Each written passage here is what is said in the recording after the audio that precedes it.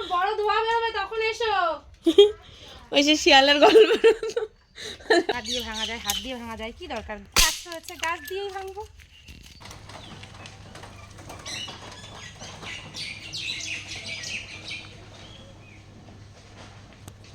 Good evening বন্ধুরা, সবাই কেমন আছো? আশা করছি ভালো আছো, সুস্থ আছো। আজকে দেখো এই যেখানে চাল গুঁড়ো করব বলে রেডি হয়ে গেছি। চাল ভিজিয়ে রেখেছিলাম 2 ঘন্টা আগে, আতপ চাল।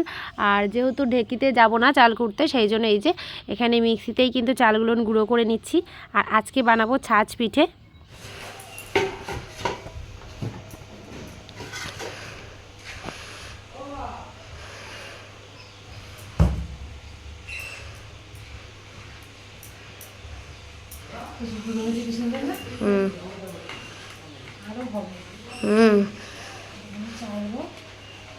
চালের পরে যেটুকু থাকবে মিক্সচারের সঙ্গে আবার দিতে হবে। এই বড় বাটিতে একদম চালের গুঁড়ো হতে অনেক সময় লাগছে, ভালো হচ্ছে না। আর এটাতে দেওয়ার সাথে সাথে হয়ে যাচ্ছে, সেই জন্য এই ছোটটাতেই করছি, অনেকটা তাড়াতাড়ি হয়ে যাচ্ছে।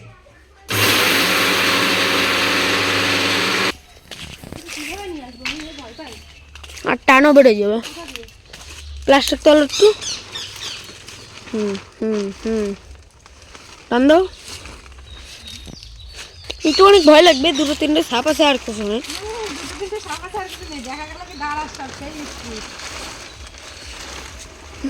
দাঁড়াস আছে আর 2টো দাঁড়া আছে, 2টো দাঁড়া সাপ, একটা দাঁড়া সাপ আছে।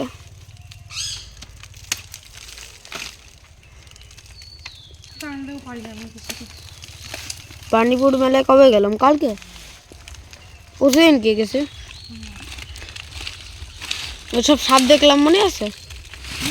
সাপগুলো এখান দিয়ে বেড়ে গেলে। দেখো কাঠের উনুনে রান্না করতে গেলে অনেক কিছু ব্যবস্থা করতে হয়। এই যে যেহেতু গ্রামের বাড়ি, পাট কাঠি এই যে মাচা করে রেখে দিয়েছে, এক গাদা পাট কাঠি আছে, রান্না করার লোক নেই, রান্না করতে পারি না আসলে মাটির উনুনে সবসময়। ভাঙো তবে এইভাবে ভাঙবো না, এইভাবে হাত দিয়ে ভাঙা যায়, হাত দিয়ে ভাঙা যায়, কি দরকার, গাছ হচ্ছে গাছ দিয়েই ভাঙবো। অল্পই নিয়ে, ওদিকে নারকেলের পাতাও রয়েছে। চলো তো।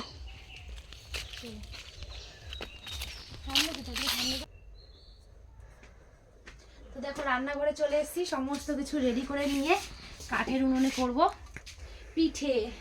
এদিকে চালও গুঁড়ো করে নিয়ে চলে এসেছি, চলো শুরু করা যাক।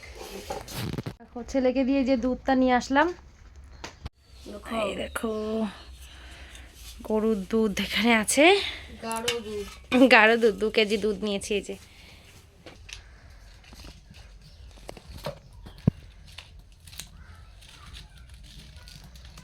উনুনটা ধরিয়ে নিয়েছি। তো প্রথমে দেখো এই সাইডে বসিয়েছি হাঁড়ি, আর ওই পাশে বসিয়েছি ছাঁচটা। তো আমি এখন গরম জল করে নেবো আগে চালের গুঁড়োটা গোলানোর জন্য। সব কিছু রেডি করে নিয়ে এসেছি আমি, এখানে খাওয়ার জল নিয়ে এসেছি, হাত ধোয়ার জল নিয়ে এসেছি, দুধ নিয়ে এসেছি, চালের গুঁড়ো নিয়ে এসেছি। হাড়ির কি চেহারা, ভিডিও করছি কিন্তু আমি। রান্না করতে তো হাঁড়ি কালোই হবে। গরম জল তো দিলাম, জানি না কি হবে, যদি ভালো না হয়, যদি গোলানোর চেষ্টা তো করতে হবে।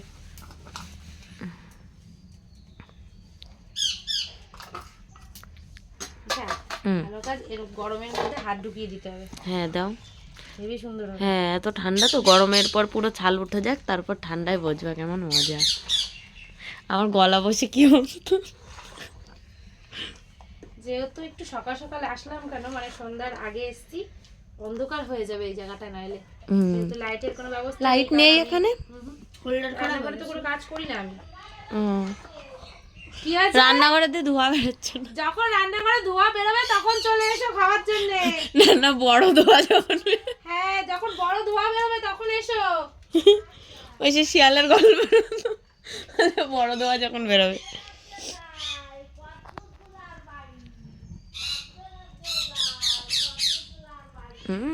লাভ দিয়ে 2 লাভ দিলেই চলে আসতে পারবা মৌয়ের বাড়ি। মৌয়ের কোনো বাড়ি নেই, মৌ থাকে এই বাড়িতে।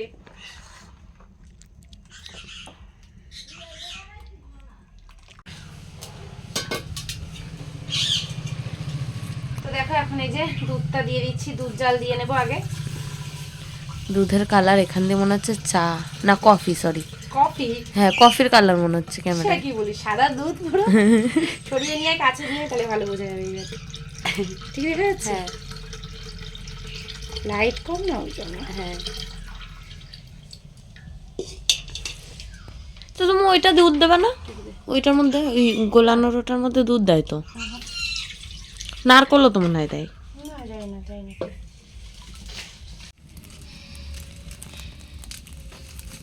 4 ঘন্টা পরে আগুন ধরে। তো ওই যে দুধ জাল বসিয়ে দিয়েছি, আর এদিকে একবার দিয়েও দিয়েছি পিঠে ছাঁচের মধ্যে, জানি না কি হবে। তো এই যে এলাচগুলো দিয়ে দিই দুধের মধ্যে, 4টে এলাচ দিচ্ছি।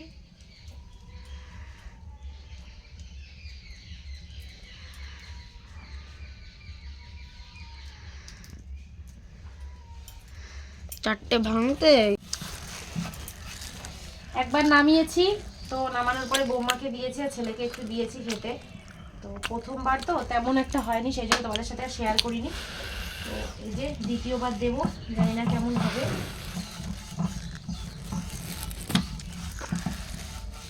একটু তেল দিয়ে মুছে নিলাম ভালো করে ছাঁচটা।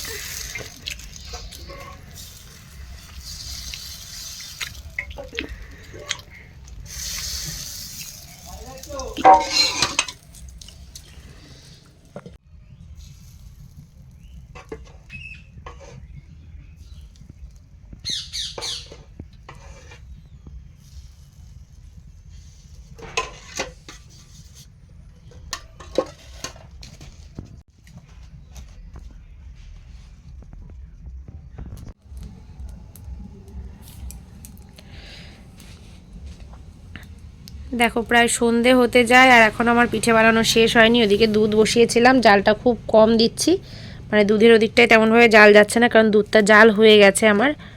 আর এদিকে এই যে পিঠেগুলো বানিয়ে নিচ্ছি। পিঠে বানাতে বানাতে অনেকগুলো পিঠে খাওয়া হয়ে গেছে। ছেলে পিঠে খেয়ে পড়তে গেছে, মেয়ে পড়ে এসে কটা পিঠে খেলো, ভাসুরের ছেলে খেলো।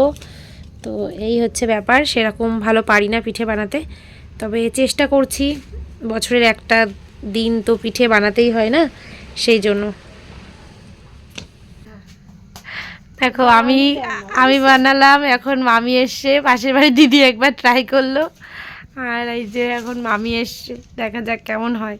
আর এইগুলো হয়েছে, এই দেখো, এই যে একটা, এই দেখো সেরকম একটা ফোলেনি, যাই হোক এই যে এরকম হয়েছে। এখন দেখা যাক এগুলো কি হয়। তবে দিদি এসে একবার ট্রাই করেছে, মামি এসে ট্রাই করেছে, কেউ তেমনভাবে পিঠে বানাতে পারেনি, মানে পিঠেটা সেইভাবে ফোলাতে পারেনি। লাস্ট এই যে আমি চেষ্টা করে করে অনেকক্ষণ ধরে, তারপরে এই যে কিন্তু সুন্দরভাবে ফুলেছে পিঠেগুলো, সেটাই তোমাদের সাথে একটু শেয়ার করলাম। আসলে এটা যেমন চালের গুঁড়োর ব্যাপার, তেমন গোলানোটার একটা ব্যাপার থাকে, তার জন্যই কিন্তু পিঠেটা সুন্দরভাবে ফোলে। দেখো দুধটা কিন্তু সুন্দর ঘন করে একদম জাল দিয়ে নিয়েছি, আর এই দুধটা এখন নামিয়ে নেব। নামিয়ে দুধের মধ্যে দিয়ে, এই দুধের মধ্যে আমি দিয়েছি পাটালি। তো এই দেখো পাটালি দিয়ে দুধটা এই যে সুন্দর করে জাল দিয়ে নিয়েছি। এখন দুধটা নামিয়ে নেব।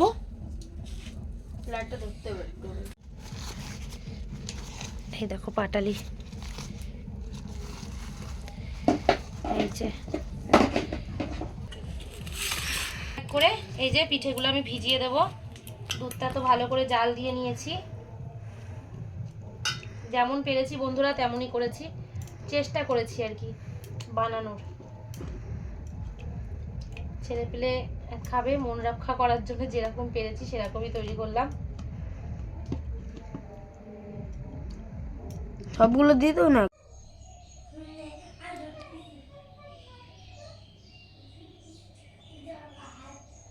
ফাইনালি এই যে আমার পিঠেগুলো কিন্তু খুব সুন্দরভাবে ফুলেছে আর সুন্দর ভিজেছে।